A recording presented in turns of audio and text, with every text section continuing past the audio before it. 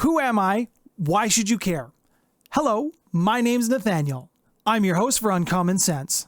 Maybe you're here because you're asking yourself this question: where has all my money gone?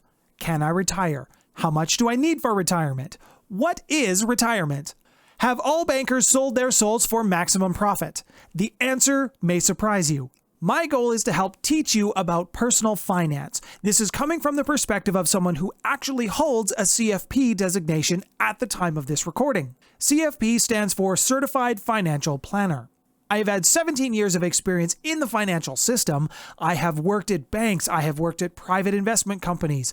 I have worked for private wealth management companies. I've done loans. I've done bank accounts, credit cards.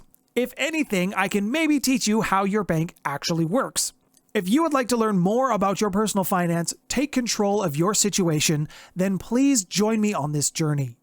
The financial system is very complicated. It's also kind of f***ed up, and it doesn't need to be, or at least your strategy does not need to be.